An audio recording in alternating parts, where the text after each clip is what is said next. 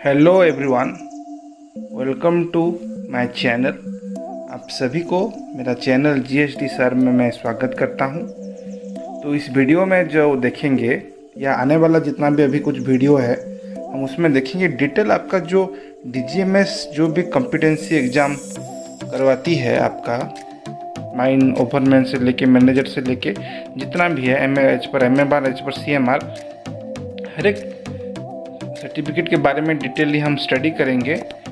सो इस वीडियो में हम देखेंगे आपका माइनिंग मेट सर्टिफिकेट कॉम्पिटेंसी का, उसके बारे में डिटेल जानेंगे कि वो आप कैसे अप्लाई कर सकते हैं, उसके लिए क्या प्रैक्टिकल एक्सपीरियंस चाहिए आपको और फॉर्म अप्लाई करने के लिए अभी, और उसका एग्ज़ाम का पैटर्न क्या रहेगा, कितना मार्क का एग्ज़ाम होगा, कितना ड्यूरेशन का होगा, कितना टाइम का होगा, और मैक्सिमम मार्क कितना लाना पड़ेगा, कितना फीस आपको डिपॉजिट करना पड़ता है वो फॉर्म के लिए, माइनिंग मेट कॉम्पिटेंसी फॉर्म के एग्ज़ाम में बैठने के लिए, और डिटेल सीबीटी का प्रोसीजर जानेंगे, प्लस सिलेबस, क्या सिलेबस है आपका, उस सिलेबस देखेंगे हम। तो चलिए हम वीडियो को स्टार्ट करते हैं। तो देखिए, ये जो नोटिफिकेशन आया था आपका 11 अगस्त 2020, लेटेस्ट नोटिफिकेशन डीजीएमएस का, उसी का बेसिस में है आपका जो रेगुलेशन है आपका 13(4) मतलब फिर MMR 1961, उसका बाय लॉ के हिसाब से जो एग्ज़ाम होता है माइनिंग मेट का कॉम्पिटेंसी का, उसके बारे में डिटेल हम देखेंगे इस वीडियो में। तो देखिए, फर्स्ट है आपका रेगुलेशन 18 में जो है practical experience mining met certificate के लिए क्या चाहिए। आपका कोई लिटरेट है, जैसे आपको पढ़े आता है, उसको लिटरेट माना जाता है, जिसको पढ़ना लिखना आता है, जनरली जो 10th 12th किया हुआ है, तो उनके लिए देखिए मेट सर्टिफिकेट का उनका एक्सपीरियंस कितना चाहिए, एलिजिबल हैं वो 6 महीना 6 मंथ प्रैक्टिकल एक्सपीरियंस चाहिए मेटलिफेरस माइंस में, जो आपका बिलो ग्राउंड में होगा, और काम किस में किए होंगे, टिमरिंग, मतलब 6 महीना का टिमरिंग में काम किए होंगे। देन सेकंड क्या है, फिर से 6 महीना वो उनका मेटल माइंस में बिलो ग्राउंड में स्टॉपिंग का काम किए होंगे, 6 महीना ब्लास्टिंग का काम किए होंगे बिलो ग्राउंड मेटलिफेरस माइंस में, और उसको छोड़ के, मतलब ये जो 18 महीना का मैं बात किया, उसको छोड़ के आपका दूसरा कहीं पे कम से कम 18 महीना का प्रैक्टिकल एक्सपीरियंस रहना चाहिए, ज़्यादा से ज़्यादा 18 महीना का प्रैक्टिकल एक्सपीरियंस रहना चाहिए। तो होल टोटल देखेंगे तो टोटल आपको एक्सपीरियंस चाहिए, इंक्लूडिंग ये भी होना चाहिए उसमें 6 महीना का टिम्बरिंग, 6 महीने का स्टॉपिंग, 6 महीने का ब्लास्टिंग, अदर में 18 मंथ का, तो सब मिला के आपका मिनिमम आप 3 साल का प्रैक्टिकल एक्सपीरियंस चाहिए एक माइनिंग मेट सर्टिफिकेट का एग्ज़ाम के लिए, ठीक है। देन आपका देखते हैं, ये हो गया लिटरेट के लिए। देन ये रेस्ट्रिक्टेड के लिए देखिए, वो आपका अनरेस्ट्रिक्टेड के लिए था, ये रेस्ट्रिक्टेड का कितना है आपके 6 मंथ का आपको चाहिए प्रैक्टिकल एक्सपीरियंस बिलो ग्राउंड या ओपन कास्ट माइंस में, सपोर्ट बेंचिंग का सपोर्ट में, स्लोपिंग में, ड्रेसिंग का साइड एंड फेंसिंग में आप काम किए होंगे, आपका एक्सपीरियंस 6 महीना।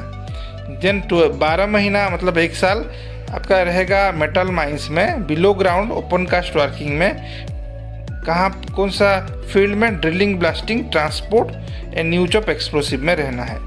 देन ज़्यादा से ज़्यादा मतलब 18 महीना तक आप इनको छोड़ के आपका एक्सपीरियंस चाहिए बिलो, ये जो 2 काम हम लोग बात किए, मतलब 6 महीना का और 12 महीना का, 2 सेक्शन में, starter, support, benching, sloping, dressing, side fencing 6 महीना का, और 12 महीना का drilling, blasting, transport and use of explosive, उसको छोड़ के आपका बिलो ग्राउंड ओपन कास्ट में ज़्यादा से ज़्यादा आपका 18 महीना का एक्सपीरियंस चाहिए। तो मैक्सिमम सबको मिला के आपको 3 साल का मिनिमम एक्सपीरियंस चाहिए आपका रेस्ट्रिक्टेड के लिए, sorry unrestricted open cast only के लिए। देन नेक्स्ट देखते हैं, जो एक्सपीरियंस है आपका, यहाँ पे नोट देखिए, only experience in face operation in stopping are shall be counted towards the trainings of stopping. जो फेस ऑपरेशन में स्टॉपिंग काम होता है, उसको स्टॉपिंग का एक्सप्रेशन मैंने एक्सपीरियंस हम बोल सकते हैं। और एक्सपीरियंस माइनर, टिम्बरमैन, सपोर्ट मजदूर etcetera in stopping are 12 month each accepted to ask the requirement कि टिम्बरिंग या स्टॉपिंग उसको हम मान सकते हैं। Then experience in stopping area, जैसे कि आपका starter stopping, timbering, roof bolting operation, उसको हम ट्रेनिंग इन स्टार्टर सपोर्टिंग हम उसको मानेंगे या टिम्बरिंग मानेंगे। ठीक है, तो ये दोनों नोट था। देन देखिए आपका जो practical maximum continuous practical experience 1 week से ज़्यादा, 1 वीक से कम नहीं होना चाहिए। यहाँ पे नेक्स्ट दिया गया है कि आपका जो सर्टिफिकेट है प्रैक्टिकल एक्सपीरियंस का, उस सर्टिफिकेट में प्रिसाइसली लिखा होगा कि कैपेसिटी कितना है उस माइंस का। देन कैंडिडेट कहाँ पे काम किया है, मतलब आप कहाँ पे काम किए हैं वो लिखा होगा। देन कौन सा काम किए हैं, नेचर ऑफ वर्क क्या है, कब से स्टार्ट हुआ है आपका ट्रेनिंग एक्सपीरियंस या जहाँ पे काम कर रहे हैं। टर्मिनेशन मतलब लास्ट कब है, या कर रहे हैं तो कंटिन्यू कर रहे हैं तो तब का लास्ट कब है। देन जो सर्टिफिकेट होगा मैनेजर का, माइंस का उनका सिग्नेचर चाहिए, वो ग्रांट करेगा, दूसरा कोई ग्रांट नहीं कर सकता है, नहीं तो वो इनवैलिड है। ठीक है। देन सच सर्टिफिकेट सिग्नेचर रहेगा मैनेजर का, या मैनेजर अप्लाई कर रहा है तो उसका एजेंट का रहता है, एजेंट या ओनर का रहता है। जो सर्टिफिकेट है प्रैक्टिकल एक्सपीरियंस का, और जो फॉर्म प्रेस्क्राइब किया गया है बोर्ड के द्वारा, वो फॉर्म एलिजिबल है उसके लिए, दूसरा फॉर्म में डालेंगे तो इनवैलिड हो जाएगा। तो the certificate of experience must be sign and dated by the manager with seal of office. तो जो सर्टिफिकेट आपका एक्सपीरियंस सर्टिफिकेट होगा उसमें सिग्नेचर किसका रहेगा, मैनेजर का, माइंस मैनेजर का, विथ डेट एंड सेल, वो नहीं रहेगा तो इनवैलिड हो जाएगा। उसको छोड़ के दूसरा मान लीजिए production manager, ventilation officer, senior manager या सेफ्टी ऑफिसर का साइन माना नहीं जाएगा, उसको कुछ वैलिड नहीं है। देन कैपेसिटी, नेचर वर्क, ये तो अब स्पेसिफाई होगा, ऑलरेडी मैं बोल दिया हूँ। और जो ड्यूटी आवर को छोड़ के, मान लीजिए 8 घंटा का आपका जनरली फर्स्ट, सेकंड या थर्ड शिफ्ट होता रहता है, तो उसको छोड़ के जो ड्यूटी आवर में आप जो भी काम कर रहे हैं ना, उसको एक्सपीरियंस में नहीं गिना जाएगा। टाइप ऑफ एग्जामिनेशन से पहले और एक आपको मैं बोल दे रहा हूँ कि इसका जो आप जो फॉर्म ऑनलाइन में इस बार डालेंगे ना CBT के लिए, तो उसका तो नोटिफिकेशन आ गया है, जैसे आपको मालूम है, नहीं मालूम है तो भी आप उसका वीडियो देख सकते हैं। देखिए आई बटन में उसका लिंक दिया गया है, तो उसको आप देख सकते हैं। ये देखिए फॉर्म आपका कैसे डाल सकते हैं, कौन सा वेबसाइट से, और डिटेल जो भी है, तो उसको जाके देखिए कैसे करना है बोल के। देन आप देख सकते हैं कि ये टाइप ऑफ एग्जामिनेशन में क्या है। तो जो भी पर्सन आदमी आपका SSC एग्ज़ाम या senior secondary school exam, intermediate exam और उसका इक्विवेलेंट एग्ज़ाम पास किया हुआ है कोई भी बोर्ड यूनिवर्सिटी से, तो वो क्लॉज A में जो दिया गया है ना, वो एग्ज़ाम देगा। तो क्लॉज A में क्या दिया गया हम देखेंगे। और जो आपका नहीं पास किया है तो वो क्या करेगा, या इंटरमीडिएट या SSC, तो और उसको कंप्यूटर के बारे में मालूम नहीं है, नॉलेज नहीं है, तो वो क्लॉज B में जो एग्ज़ाम दिया गया है उसको करेगा, उसको अपीयर करेगा। ठीक है। तो 2 टाइप का जनरली है, क्लॉज A में एक दिया गया है, क्लॉज B में।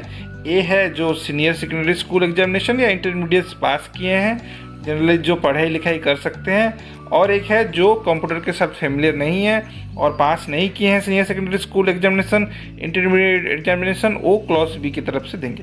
तो पहले क्लॉज A में देखते हैं क्या है। देखिए क्लॉज A में जो होगा आपका CBT कंप्यूटर बेस्ड टेस्ट होगा, जो जनरली 2 घंटे का रहेगा, 2 आवर्स का। देन उसमें मार्क कितना है, 100 मार्क का होगा वो, और उसमें से आपको पास होने के लिए 50% मार्क लाना है, मतलब 100 से आपको 50 मार्क लाना है पास होने के लिए। और जो डेट एंड टाइम एग्ज़ाम का कब होगा वो ऑलरेडी निकल चुका है, उस वीडियो में आप देख लेंगे, मैं बोल दिया हूँ उसका नोटिस की कब होगा, डेट एंड टाइम वो नोटिफाई कर दिए हैं सेक्रेटरी, चेयरमैन या जो भी हैं। तो क्लॉज B में देखिए ओरल एग्जामिनेशन दिया गया है। ओरल एग्जामिनेशन मतलब आपका ओरली होगा, और वो इंग्लिश में हो सकता है, हिंदी में, या जो भी लैंग्वेज फिक्स किया हुआ डिस्ट्रिक्ट जहाँ पे एग्ज़ाम हो रहा है वो उस लोकल लैंग्वेज में भी हो सकता है। डेट एंड टाइम प्लेस वो आपको बोला जाएगा। सेक्रेटरी चेयरमैन जो भी है वो आपको पहले से ही आपको बता देंगे कौन सा डेट में और कौन सा टाइम कहाँ पे होगा। इसके लिए भी मैक्सिमम 100 मार्क्स है और 50 मार्क्स 2 पेपर होगा, 2 एग्जामिनर 2 आदमी रहेंगे तो 50-50 मार्क दोनों के पास। आपको ये एक आदमी एक जो होंगे वो एग्जामिनर वो 50 मार्क का क्वेश्चन पूछेंगे और ये एग्जामिनर वो 50 मार्क का क्वेश्चन पूछेंगे, तो 100 मार्क हो गया। तो आपको इसमें पास होने के लिए पहले तो 40% मार्क लाना है, ठीक है, maximum mark each of 2 examiner से, मतलब एटलीस्ट 20 ईच में मान लीजिए 50 मार्क का है एक एग्जामिनर का, तो उसमें 20% मतलब 40% मतलब 20 मार्क लाना है। दूसरा जो एग्जामिनर होंगे उससे 50 मार्क से उस वहाँ से आपको 40% मतलब 20 मार्क लाना है। तो उसमें आप दोनों एग्जाम में दोनों एग्जामिनर से पास हो जाएंगे। फिर आपको दोनों मिला के 50% होना चाहिए, मतलब 100 से आपको 50% तो मिनिमम लाना है। मैक्सिमम मार्क जितना है तो मतलब 50 मार्क लाएंगे तो आप पास हो जाएंगे ओरल एग्ज़ाम, ठीक है। तो नेक्स्ट देखते हैं। नेक्स्ट है आपका आइडेंटिफाई एंड कंडक्ट एग्जामिनर। ये तो आपका जो भी सेक्रेटरी हैं वो आइडेंटिफाई करेंगे आपको जो भी एग्जामिन्स दे रहे हैं। और आपको ये नॉर्मल ये है कि गैजेट लाइक मोबाइल लैपटॉप ये सब अलाउ नहीं है, आप एग्ज़ाम हॉल में नहीं ले सकते हैं। पेनल्टी क्या मिलेगा आपको, फॉल्स सर्टिफिकेट या आप कुछ मतलब काउंटर फेट सर्टिफिकेट लाए हैं तो उसमें आपको एग्ज़ाम में बैठने नहीं दिया जाएगा। प्लस आपको नियर फ्यूचर कभी भी एग्ज़ाम भी एलिजिबल नहीं होंगे एग्ज़ाम देने का। या एक बार आपको सर्टिफिकेट मिल गया, बाद में फिर पता चला कि आप जो सर्टिफिकेट दें वो झूठा सर्टिफिकेट है, फॉल्स सर्टिफिकेट, तभी भी आपका सर्टिफिकेट वापस लिया जाएगा। रिजल्ट कब डिक्लेयर होगा, जब भी फाइनल एग्ज़ाम ख़त्म होने के बाद फाइनल रिजल्ट निकलेगा, अनाउंस करेंगे सेक्रेटरी, एक बोर्ड के द्वारा डेट फिक्स किया जाएगा, ठीक है। एग्ज़ाम कितना उसका फ्रीक्वेंसी कब होगा, 1 साल में एक बार होता है और जब भी प्रैक्टिकेबल होगा उस टाइम पे होगा। तो application to be supported by, देखिए ये तो ऑलरेडी वहाँ पे मैं बोल दिया हूँ कैसे ये करना है। आपको जो भी मतलब एप्लीकेशन डालेंगे ना ऑनलाइन में, क्लॉज 2A में देखिए जो A है उस हिसाब से आपको सपोर्ट सब स्कैन कॉपी देना है ओरिजिनल सर्टिफिकेट का, qualification, practical experience, as evidence के लिए प्रेस्क्राइब जितना फीस ये सब पे करके आपको ऑनलाइन में ये डाल देना है। और ओरिजिनल सर्टिफिकेट जब भी आपको बोला जाएगा सबमिट करने के लिए तो उसको सबमिट करना है। क्लॉज B के लिए आपका original certificate, sound health and character certificate ये सब आपको जमा करना है। सेल्फ अटेस्टेड कॉपी भी आपको जमा करना है, ठीक है। द ओरिजिनल सर्टिफिकेट और experience for manager certificate H shall be submitted by the candidate upon the passing the exam, जब एग्ज़ाम पास हो जाने के बाद ये सब आपको जमा करना है। देन रूल्स क्या है, देखिए ये CBT के लिए जनरल रूल्स है आपका कि एक बार स्टार्ट हो जाएगा तो आप एंटर नहीं कर पाएंगे। बुक्स नोट्स अलाउ नहीं है, रजिस्टर में साइन करेंगे। आपको कुछ प्रॉब्लम है तो आप अपना सीट में खड़ा होकर क्वेश्चन पूछेंगे जो भी इन्विजिलेटर रहेगा, ठीक है। और ये सब डिटेल आप देख सकते हैं। मल्टीपल चॉइस क्वेश्चन होगा आपका क्लॉज 2A हिसाब से जो एग्ज़ाम देगा उसके लिए MCQ टाइप 4 ऑप्शन रहेगा तो उस टाइप का क्वेश्चन होगा। और आपका जो क्लॉज B में आपका तो ओरली होगा, एग्जामिनर 2 एग्जामिनर होंगे, एक एग्जामिनर हो सकता है इंस्पेक्टर ऑफ माइंस या दूसरा हो सकता है एक माइन इंजीनियर जिसके पास फर्स्ट क्लास मैनेजर सर्टिफिकेट होगा, ठीक है। देन सब्जेक्ट एंड सिलेबस देखिए, सब्जेक्ट एंड सिलेबस हम देखेंगे, पहले फ़ीस देख लेते हैं। फ़ीस टू बी पेड, तो इसके लिए आपको माइनिंग मेड सर्टिफिकेट एग्जामिनेशन के लिए आपको फ़ीस देना पड़ेगा 30 रुपये का। भारत कोश वेबसाइट में पोर्टल में जाके 30 रुपये का फ़ीस देना है। देन आपका सिलेबस देखिए, 2 टाइप का सिलेबस है। जनरली आपका जो मेड सर्टिफिकेट है अनरेस्ट्रिक्टेड के लिए एनेक्चर 1 में दिया गया है एंड उसको देखेंगे। देन एनेक्चर 2 में रेस्ट्रिक्टेड के लिए दिया गया है, ओपन कास्ट वर्किंग के लिए एनेक्चर 2 में। तो चलिए अभी सिलेबस को डिटेली देखते हैं। देखिए एनेक्चर 1 में जो दिया गया है आपका अनरेस्ट्रिक्टेड के लिए अंडरग्राउंड मल्टीफेरस MMR 1961 के तहत सिलेबस आपका तो इसमें आपको क्या देखना है, आपका बेंचिंग आपका सिलेबस में है, स्लोपिंग ओपन कास्ट वर्किंग का और dressing of the site, then method of examining hangwall, footwall, roof site, working places, roadway.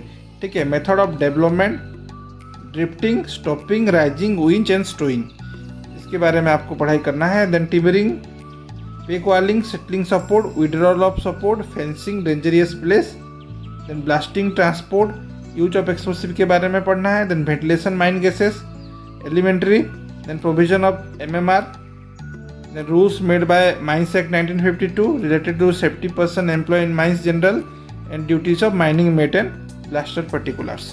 ठीक है, तो mining mate and blaster particulars का भी ड्यूटीज आपको पढ़ाई करना है। ये आपका जनरली सिलेबस है एनेक्चर 1 में, जो अनरेस्ट्रिक्टेड के लिए। अभी रेस्ट्रिक्टेड के लिए देखते हैं, ये आपका रेस्ट्रिक्टेड के लिए है।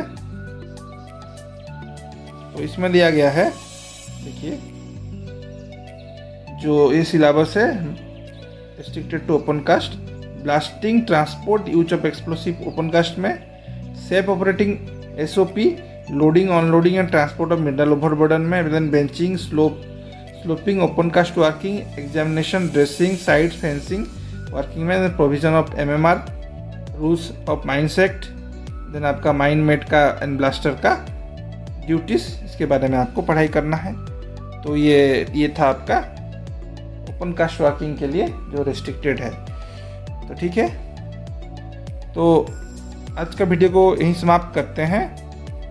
और अभी तक चैनल को आपने सब्सक्राइब नहीं किया है तो चैनल को सब्सक्राइब कर दीजिए। वीडियो अच्छा लगा तो वीडियो को लाइक कर दीजिए, अपना दोस्तों को शेयर करना मत भूलिए। टेलीग्राम चैनल में अब तक ज्वाइन नहीं हुए हैं तो टेलीग्राम चैनल का लिंक डिस्क्रिप्शन में दिया गया है, उसमें ज्वाइन हो सकते हैं। और मिलते हैं नेक्स्ट वीडियो में। थैंक यू, जय हिंद।